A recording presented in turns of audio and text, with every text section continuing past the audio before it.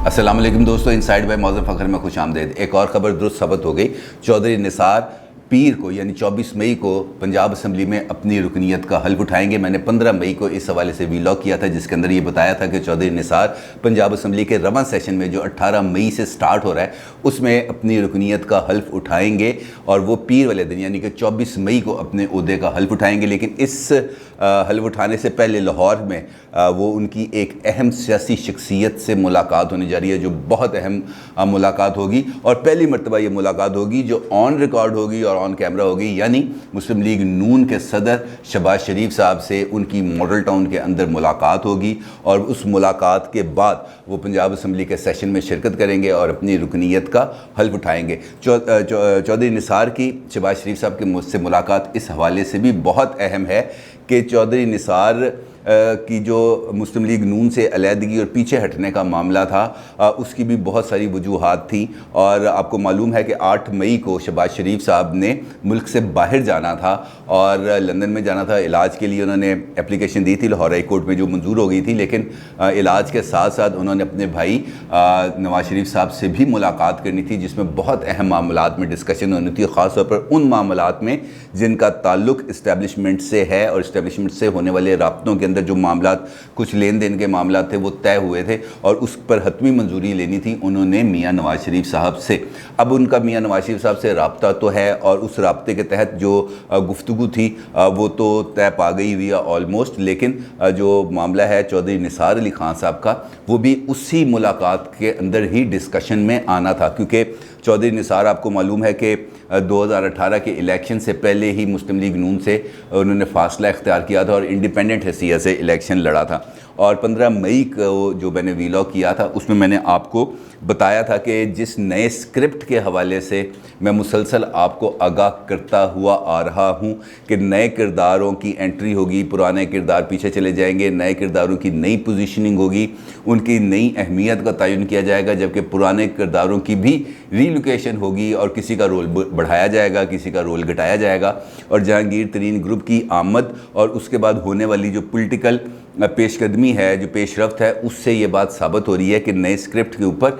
बड़े तहम्मुल के साथ और स्टेप बाय स्टेप अमल दरामद किया जा रहा है। और जहांगीर तरीन के फैक्टर के बाद अब चौधरी निसार अली फैक्टर जब पंजाब असम्बली के सीन में दाखिल होगा तो उसके बाद पंजाब असम्बली का रंग ढंग ही बदल जाएगा, क्योंकि इस्टेब्लिशमेंट के बहुत करीब हैं चौधरी निसार अली ख़ान। उनके आधी से ज़्यादा फैमिली इस वक्त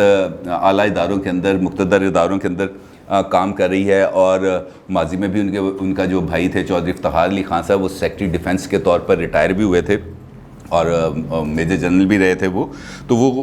बहुत ज़्यादा करीब समझे जाते हैं। और किसी भी किस्म की पंजाब असम्बली में होने वाली डेवलपमेंट की सूरत में चौधरी निसार अली ख़ान के किरदार को नज़रअंदाज नहीं किया जा सकता। और यही जानते हुए, यही बात का इदराक करते हुए पंजाब के अंदर भी अब सियासी सरगर्मियाँ बहुत ज़्यादा तेज़ हो रही हैं, क्योंकि एक जानिब जहांगीर तरीन ग्रुप ने जुमे को यानी कि कल पंजाब असम्बली के अंदर अपनी पावर शो का इजहार करने का ऐलान किया है और उनके जो ग्रुप लीडर हैं सईद अकबर नवानी साहब, उन्होंने कल अपने ग्रुप की रिप्रेजेंटेशन करनी है पंजाब असम्बली के इजलास के अंदर। और उसके साथ साथ ये जो भी चौधरी निसार अली ख़ान की डेवलपमेंट है ये तो सोने पर सुहागा है और उसके नतीजे में जो पंजाब की जो हुकूमत है उसके तो हाथ पाँव फूल गए। आप यकीन जानिए कि गुज़िश्ता 48 घंटों के दौरान मुझे नहीं इस बात का पे कोई शक व शुबा के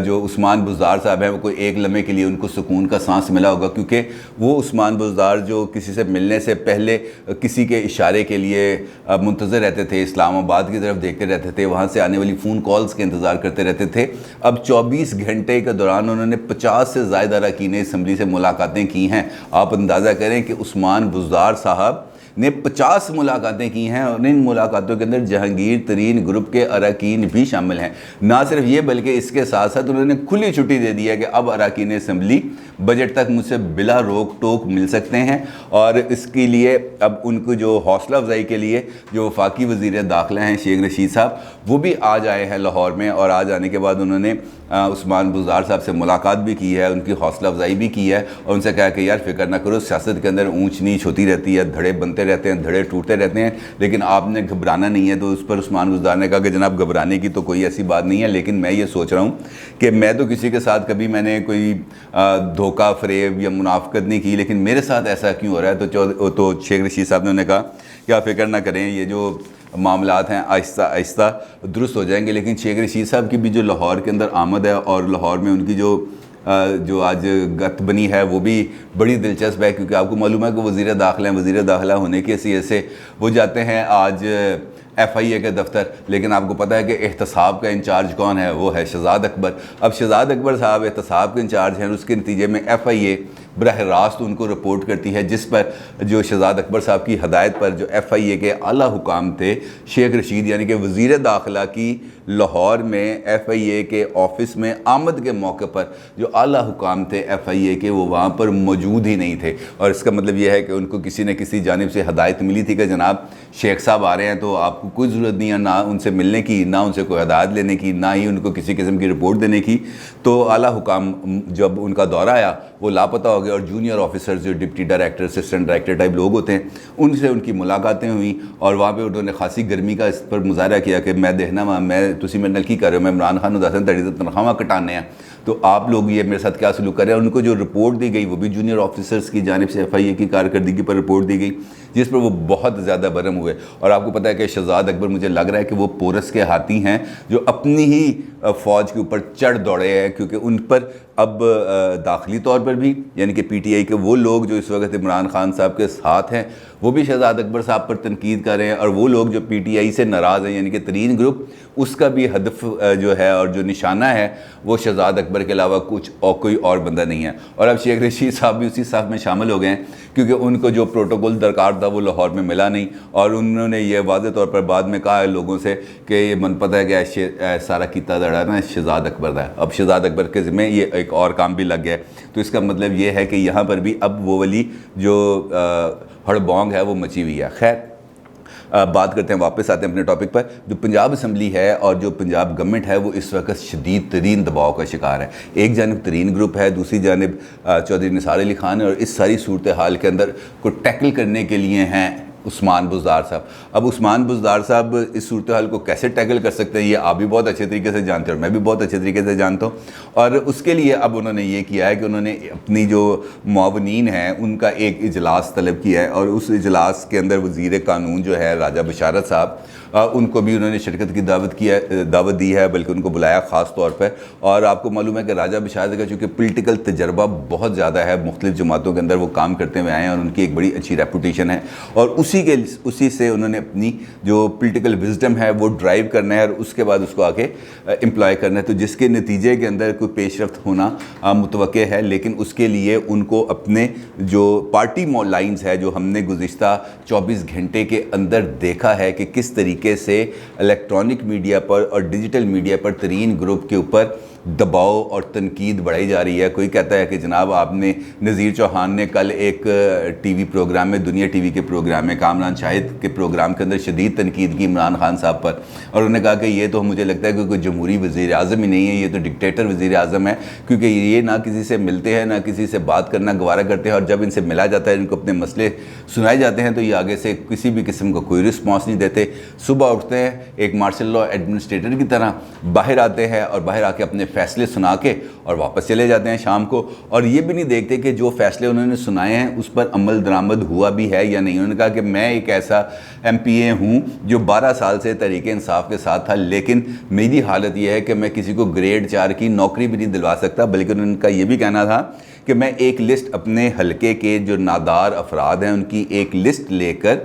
گیا ڈاکٹر فیصل سلطان کے پاس اور ان سے کہا کہ جناب ان کے لیے ہیلتھ کارڈز جاری کر دیں. تو فیصل سلطان صاحب نے اس معاملے پر بھی صاف انکار کر دیا. انہوں نے کہا کہ اس سارے معاملے کو ایک این جی او دیکھ رہی ہے, لہٰذا میں اس میں کوئی آپ کی مدد نہیں کر سکتا. تو انہوں نے کہا کہ یار جب میں کسی بندے کی کوئی ہیلپ ہی نہیں کر سکتا, نہ کسی کو نوکری دے سکتا ہوں, نہ کسی کا کوئی مسئلہ حل کر سکتا ہوں, نہ کوئی بندہ لگا سکتا ہوں, نہ کوئی بندے کا تبادلہ کر سکتا ہوں, تو مجھے کیا فائدہ ایم پی اے بننے کا. تو جس پر جو پی ٹی آئی کے اراکین اسمبلی تھے انہوں نے ان کو کہا کہ جناب آپ کی اتنی کوئی ویلیو ہے تو آپ استعفیٰ دیں. عثمان ڈار صاحب نے کہا کہ آپ استعفیٰ دیں اور اس کے بعد دوبارہ الیکشن لڑیں, آپ کو آٹا چینی دال کے بھاؤ کا پتہ چل جائے گا, آپ کو پتہ چل جائے گا کہ آپ کو جو ووٹ ملا وہ نذیر چوہان کو نہیں ملا، وہ پی ٹی آئی کو ملا. پی ٹی آئی سے الگ ہو کے دیکھیں تو یہ وہ سچویشن ہے اس وقت جو پنجاب کے اندر موجود ہے. اور اس سچویشن کے اندر عثمان بزدار صاحب کو باہر بھی نکلنا ہے اور اپنے آپ کو سیف بھی کرنا ہے، کیونکہ پنجاب اس وقت بیٹل گراؤنڈ عملاً بن چکا ہے. اور اس بیٹل گراؤنڈ کے اندر ایک اور پولیٹیکل پلیئر کی انٹری،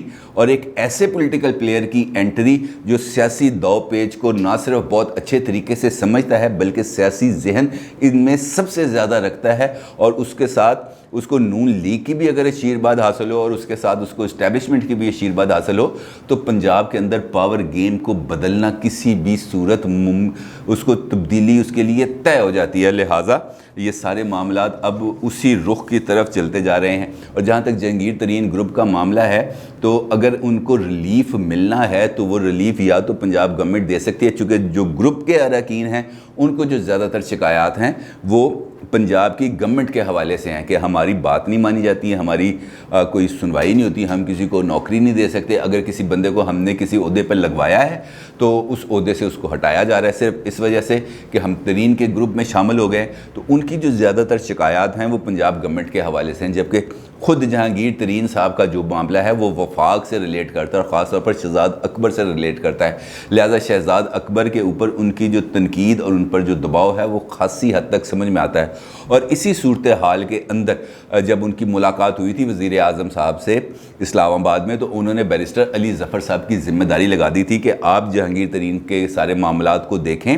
اور پھر مجھے بتائیں کہ کیا اصل معاملہ کیا ہے. ایف آئی اے والوں سے بھی ملیں، ترین صاحب سے بھی ملیں، ترین صاحب کے جو وکلا ہیں ان سے بھی ملیں، اور ترین صاحب کی جو کمپنیز کے اندر جو لوگ کام کر رہے ہیں، جو ان کے فائنینشیل ایڈوائزرز ہیں، جو ان کے فائنینشیل آفیسرز ہیں، ان سے بھی ملیں اور ان سے مل کر مجھے ایک مفصل رپورٹ دیں. میرے ذرائع یہ بتاتے ہیں کہ یہ رپورٹ آج پیش کرنی تھی علی ظفر صاحب نے وزیر اعظم صاحب کو، لیکن اس رپورٹ کو بھی وزیر اعظم صاحب کے سامنے پیش کرنے سے روک دیا گیا ہے. ان سے کہا گیا کہ آپ یہ رپورٹ چند دن بعد پیش کریں تاکہ وہ جو معاملات اس وقت چل رہے ہیں ان کو کسی نہ کسی طریقے سے مینیج کرنے کی کوشش کی جائے، کیونکہ اصل مرحلہ ہے بجٹ کا جو اگلے مہینے پیش ہونے جا رہا ہے، اور اس بجٹ کے اوپر ہی تمام پولیٹیکل صورتحال اور پولیٹیکل تبدیلی کا دار و مدار ہے. کیونکہ حکومت کے اوپر ترین گروپ کی جانب سے اب یہ بات واضح طور پہ کہی جا رہی ہے کہ اگر ہمارے تحفظات دور نہ کیے گئے تو ہم بجٹ پاس نہیں ہونے دیں گے، اور بجٹ پاس نہ ہونے کی صورت میں مطلب یہ ہے کہ پاکستان ایک اکنامیکل کرائسس کے اندر چلا جائے گا. کیونکہ جب تنخواہیں نہیں ہوں گی، جب آپ کی ادائیگیاں نہیں ہوں گی، جب آپ نے وہ اقساط جو آپ نے آئی ایم ایف سے یا دیگر بینکوں سے قرضے کی صورت میں لی ہیں جب آپ وہ واپس نہیں کر پائیں گے، جب آپ پینشنرز کو پینشن نہیں دے پائیں گے، جب آپ کے پاس کسی قسم کا ڈیولپمنٹ فنڈ آپ کے پاس ایلوکیشن میں موجود نہیں ہوگا تو بہت بڑا کرائسس ڈیولپ ہو جائے گا. اور پاکستان کی ہسٹری کے اندر ایسا آج تک نہیں ہوا کہ کمزور سے کمزور حکومت بھی بجٹ پاس نہ کرا سکے. لہٰذا بجٹ تو پاس ہوگا، اس کے اندر تو کوئی دو رائے نہیں ہے، کیونکہ ڈیفینیٹلی جو لوگ سرکاری محکموں میں کام کر رہے ہیں ان کو تنخواہیں چاہیے، اور ان کو تنخواہیں اسی صورت میں مل سکیں گی کہ ان کے بجٹ پاس ہوں گے. ان کے بجٹ پاس ہوں گے تو اس کے بعد ملک کا نظام آگے چلے گا. لہٰذا جو بھی تبدیلی آنی ہے،